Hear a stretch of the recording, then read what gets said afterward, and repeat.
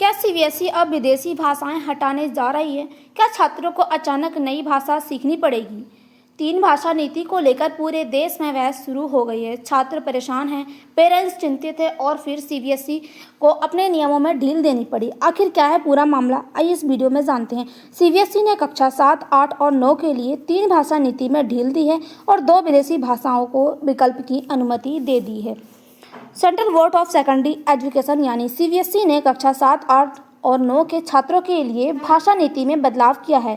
यह बदलाव national education policy यानी कि एनईपी 2020 के अनुसार किया गया है। इस खबर की सबसे बड़ी बात क्या है कि अब छात्रों को भाषा बदलने के लिए मजबूर नहीं किया जाएगा। जो छात्र पहले से जो विदेशी भाषाएं पढ़ रहे थे वे अपनी भाषा जो है जारी रख सकेंगे। नई नीति जो है धीरे धीरे लागू होगी, यानी कि अब जो है 2 विदेशी भाषाओं को सीखने का विकल्प जो है वो सरकार के द्वारा रखा गया है। अब 3 भाषा नीति क्या है? 3 लैंग्वेज पॉलिसी का मतलब है हर छात्र को 3 भाषाएं सीखनी होगी। नई जो नीति है उसके अनुसार पहली भाषा मातृभाषा होगी या क्षेत्रीय भाषा, और दूसरी भाषा हिंदी या अंग्रेजी में से होगी, और उसके साथ ही तीसरी भाषा जो है कोई अन्य भारतीय भाषा हो सकती है।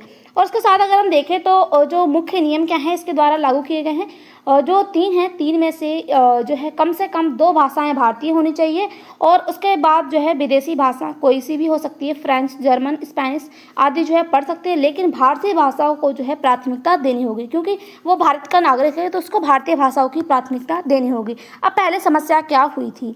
कई छात्रों जो है स्कूल में, यानी कि जो कई स्कूल हैं उनमें छात्र पहले से जो कॉम्बिनेशन है वो पढ़ रहे थे, यानी कि इंग्लिश, फ्रेंच और जर्मनी, और उसके साथ ही जो इंग्लिश, जर्मन और स्पेनिश यानी 2 विदेशी भाषाएं जो है वो पहले पढ़ रहे थे जब सीबीएसई ने नया नियम लागू किया था।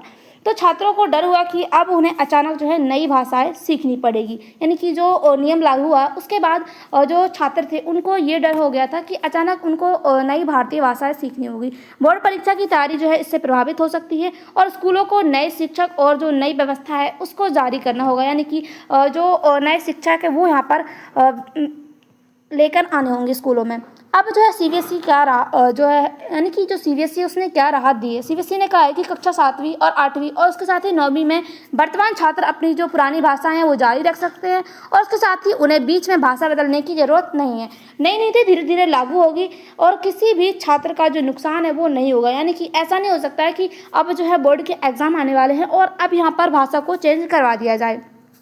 अब यह फैसला क्यों लिया गया है? सीबीएसई ने यह फैसला इसलिए लिया है क्योंकि जो छात्र हैं उन पर दबाव बढ़ रहा है, यानी कि अचानक भाषा बदलने से उनको काफ़ी ज़्यादा कठिनाइयों का सामना करना पड़ रहा है और उसके साथ ही बोर्ड परीक्षा पर भी इसका असर पड़ेगा, यानी कि कक्षा 9वीं और 10वीं के जो बोर्ड की तैयारी है वो बहुत ज़्यादा महत्वपूर्ण समय होती है। अगर ये प्रभावित होगी तो उनका जो रिजल्ट है वो काफ़ी ज़्यादा उसमें यानी कि चेंज हो सकता है।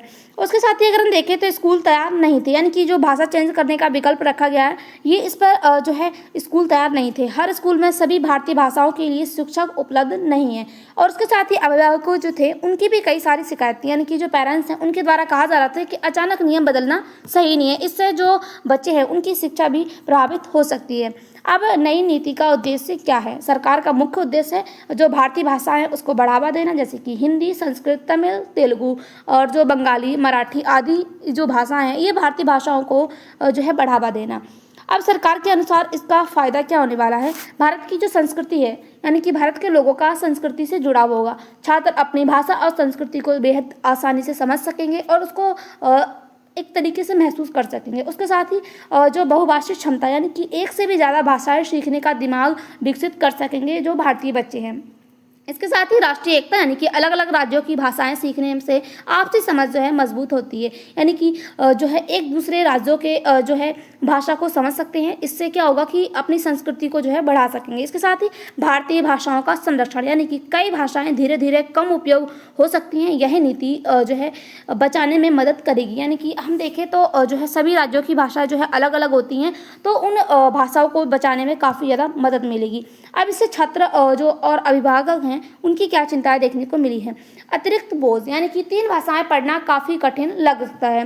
अब विदेशी भाषाओं का महत्व कम होना, यानी कि कुछ लोग मानते हैं कि जो फ्रेंच, जर्मन और जो भाषाएं हैं वो भविष्य में करियर के लिए बहुत ज़्यादा उपयोगी हैं, उनको यहाँ पर कम महत्व दिया जा रहा है। उसके साथ ही शिक्षक की कमी देखने को मिल रही है, यानी कि हर स्कूल में सभी भाषाओं के जो शिक्षक है वो उपलब्ध नहीं है, इसलिए बच्चों को हर भाषा की शिक्षा जो है उपलब्ध नहीं हो सकेगी।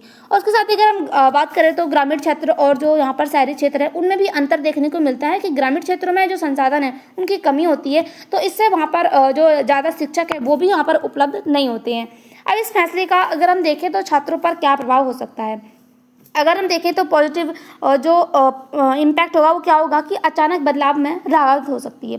उसके साथ ही पढ़ाई में निरंतरता देखने को मिलेगी और मानसिक तनाव कम हो सकेगा। बोर्ड जो है तैयारी सुरक्षित रूप से कर सकेंगे, यानी कि जो बोर्ड की तैयारी है बच्चे सुरक्षित रूप से कर सकेंगे। अब नेगेटिव पॉइंट क्या है, जो भविष्य है, भविष्य में नई व्यवस्था फिर लागू हो सकती है, यानी कि जैसे कि अभी चेंज हुआ है वैसे ही आने वाले समय में भी चेंज हो सकता है। कुछ स्कूलों में भ्रम की स्थिति अभी भी जो है बनी हुई है, ये यहाँ पर सबसे नेगेटिव पॉइंट देखा जा रहा है। अब हम देखें तो एनईपी 2020 से इसका क्या संबंध है। नेशनल एजुकेशन पॉलिसी कहती है कि बच्चों को मातृभाषा में शिक्षा देना काफ़ी ज़्यादा अच्छा होता है, यानी कि जो मातृभाषा है उसकी शिक्षा उपलब्ध करवाना बच्चों को काफ़ी ज़्यादा बहुत ज़्यादा जरूरी होता है। अब हम देखें तो भारतीय भाषाओं को बढ़ावा देना, ये भी इस नीति का यानी कि हम देखें तो ये इस नीति को बढ़ावा देती है। और इसके साथ ही शिक्षा को अधिक लचीला बनाया जाता है इस नीति के तहत। सीबीएसई की जो नई नीति है इसकी दिशा में एक बहुत ही महत्वपूर्ण कदम ये माना जा रहा है। अब हम देखें तो सीबीएसई ने छात्रों और अभिभावकों की चिंताओं को देखते हुए जो भाषा नीति है उसमें नरमी दिखाई, यानी कि अभी के जो छात्र हैं उनको राहत मिली है। भारतीय भाषाओं को बढ़ावा देने का प्रयास जारी किया गया है। उसके साथ ही अगर हम देखें तो जो नीति है वो धीरे धीरे लागू होगी, छात्रों को नुकसान ना हो, और इसका ध्यान भी इस जो नीति लागू हुई है यानी कि जिसमें चेंज हुआ है इसके तहत देखा जा रहा है। तो आपको क्या लगता है कि क्या ये जो है पूरे देश में जो नीति लागू की जा रही है सफल होगी या नहीं? आपकी जो भी राय है कमेंट बॉक्स में जरूर बताइएगा। और उसके साथ ही अगर आपको इसकी पीडीएफ चाहिए तो इसका जो टेलीग्राम चैनल है उसकी लिंक डिस्क्रिप्शन बॉक्स में दी गई है, उसको ज्वाइन कीजिए और चैनल से जुड़ी जो भी अपडेट चाहिए वो उसको आप पर मिल जाएगी। और मिलते हैं अगली वीडियो के साथ, तब तक के लिए बाय, थैंक्स फॉर वॉचिंग।